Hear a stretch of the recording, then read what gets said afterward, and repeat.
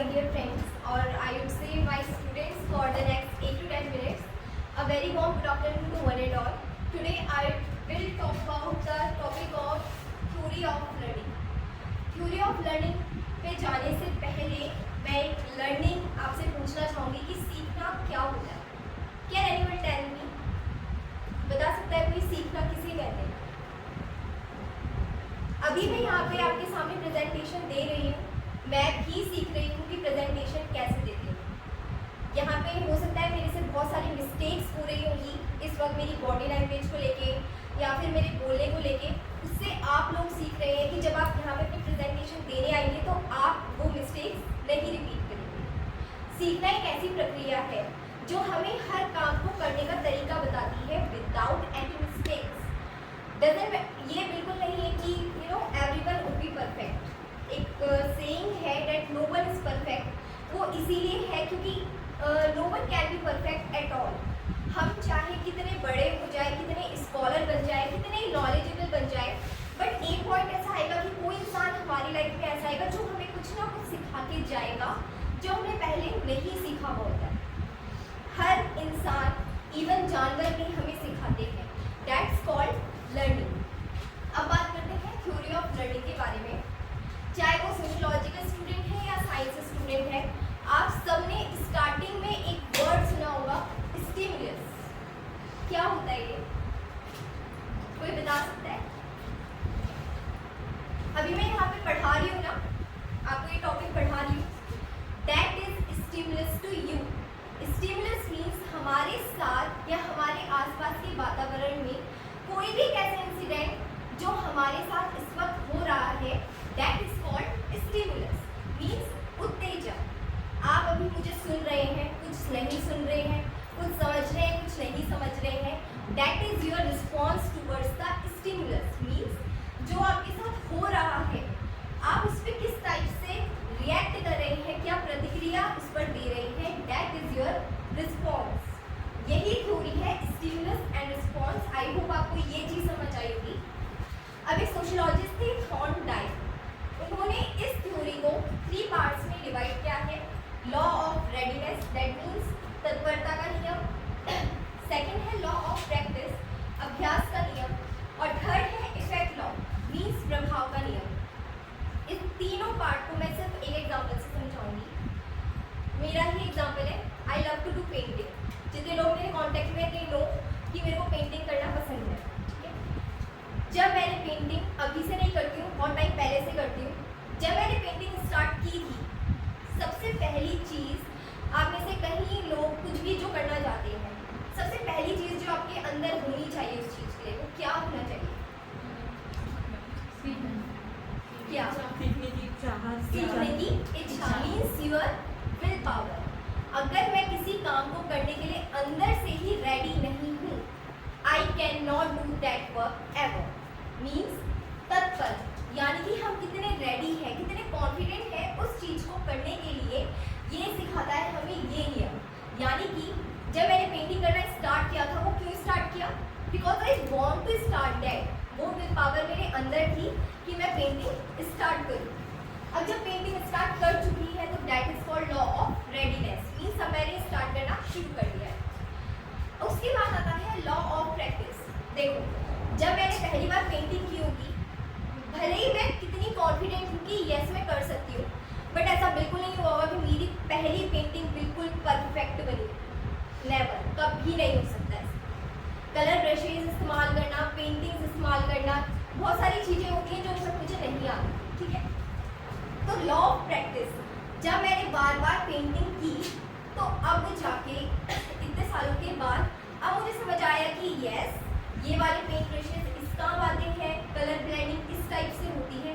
कहने का मतलब ये है कि जो लॉ ऑफ प्रैक्टिस है, यानी कि जब हम बार बार किसी चीज़ को प्रैक्टिस करते रहते हैं, एफर्ट्स देते हैं, उससे हमें एक क्वालिटी इसमें मिलती है. That is called specialisation. Specialisation means निपुणता किसी काम को करने की. Specialisation doesn't mean that you will be perfect in that particular field. यही मतलब बिल्कुल नहीं है कि आप बिल्कुल परफेक्ट हो जाओगे उस चीज़ में, नहीं.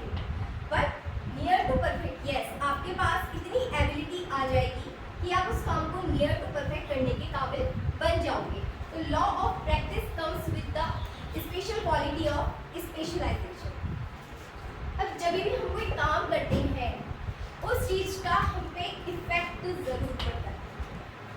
दो टाइप के इफेक्ट पड़ते हैं, पॉजिटिव एंड नेगेटिव। वो इफेक्ट किसी से भी पड़ सकता है, जो यहाँ पे काम कर रहा है उससे भी हमारे ऊपर इफेक्ट पड़ता है। मीन्स जब मैंने पेंटिंग स्टार्ट करी, जब मैं पेंटिंग कर रही हूँ, वो पेंटिंग जब फाइनल होकर मेरे सामने आ चुकी है, उस चीज़ का मेरे पे क्या इफेक्ट पड़ा। सबसे पहली चीज़ जो मुझे मेरे बारे में समझ आएगी वो क्या होगी, that I can do this painting. ये वाली फील्ड में मैं कुछ कर सकती हूँ। सबसे पहली चीज़ यही आएगी मेरे दिमाग में। करने के बाद मतलब अच्छी बनी है बुरी बनी है वो बात की बात है, पहली चीज़ कहेगी कि यस मैं कर सकती हूँ।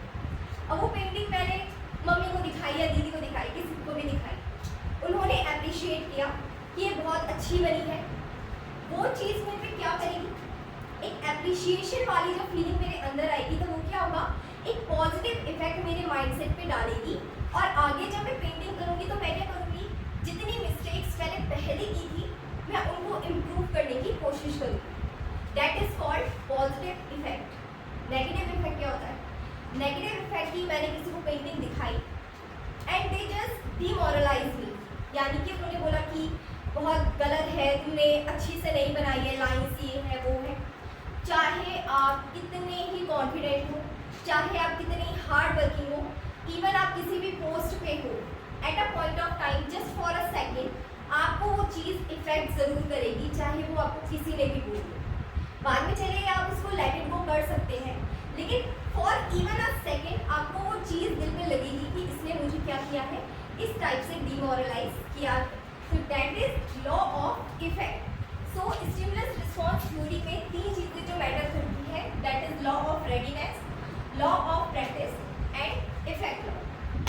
देन नेक्स्ट टॉपिक हमारा आता है थ्योरी ऑफ कंडीशनिंग, मीन्स समन प्रतिक्रिया का सिद्धांत बाय पैवलोव। अब पैवलोव इस थ्योरी को अगर मैं सिर्फ एक लाइन में डिफाइन करूँ तो क्या होता है, समन प्रतिक्रिया मीन्स नॉन लिविंग थिंग्स से जब हमारे बिहेवियर पैटर्न पे क्या बनता है, एक संबंध बनता है, वो ये थ्योरी डिफाइन करती है। पैवलोव ने इसे एक एग्जाम्पल के थ्रू समझाया था कि एक कुत्ता है, ठीक है, और उसका जो ओनर है एक बेल बजाता है और उस कुत्ते को बुलाता है। जब वो कुत्ता दौड़ के आता है तो उसे खाने के लिए कुछ दिया जाता है, रोटी दी जाती है, वटेवर। अब कुत्ते के साथ ही कितने दिन बहुत दिन होता रहा, प्रोसेस चलती रही, तो कुत्ते के दिमाग में एक सिंपल सी इक्वेशन बैठ गई दिमाग में, bell equals to food, means जब बेल बजेगी तो उसे खाना मिलेगा। अब जब ये प्रोसेस कंटिन्यू रही तो उससे क्या हुआ कि जब भी बेल बजती थी तो कुत्ते के मुंह में सलाइवा मीन्स लार आनी प्रोड्यूस हो गई। तो सीधे सीधे उस नॉन लिविंग थिंग यानी कि जो बेल थी उसका जो कनेक्शन है वो किससे बन गया, कुत्ते के बिहेवियर पैटर्न से, या फिर मैं कहूँ कुत्ते के मुंह में लार आने से एक सीधा साधा संबंध बन गया। लेकिन कुछ टाइम के बाद क्या हुआ, उस ओनर ने अब उसको रोटी देना बंद कर दिया, और जब भी वो कुत्ता बेल बजने पे आता था तो वो उसे अब मारता था, ठीक है। अब जब मार पड़ी तो भूले बिसरे दिन अगर किसी दिन कुत्ता आ भी गया तभी भी उसको मार पड़ती थी। अब धीरे धीरे जो equation bell equals to food उसके दिमाग में बसी हुई थी वो किससे रिप्लेस हो गई, बेल इक्वल्स टू मार से, यानी कि जब बेल बजेगी तो उसे अब मार पड़ेगी। यानी कि एक बेल, एक नॉर्मल सी बेल से हमारे बिहेवियर पैटर्न, हमारा मीन्स वो ह्यूमन हो सकता है, एनी लिविंग बीइंग, जैसे यहाँ पे एग्जाम्पल में वो लिविंग बीइंग कुत्ता था, मीन्स की नॉन लिविंग थिंग जो कि यहाँ पे एक बेल थी, उसका सीधा सीधा संबंध कुत्ते के बिहेवियर से, उसके बिहेवियर पे क्या होने लग गया, इफेक्ट करने लग गया। That was theory of conditioning by Pavlov. Next आती है field theory. Field theory time up हो गया बेटा, इसे वाइंड अप कर दे, है ना, वाइंड अप कर दे इसको, 10 मिनट से अब हो गए। हाँ हाँ, मतलब इसको वाइंड अप कर दे। नेक्स्ट है फील्ड थ्योरी एंड नेक्स्ट है थ्योरी ऑफ रीइंफोर्समेंट। कंप्लीट तो नहीं हुआ बट आई होप जितना भी था दैट वाज इंफॉर्मेटिव।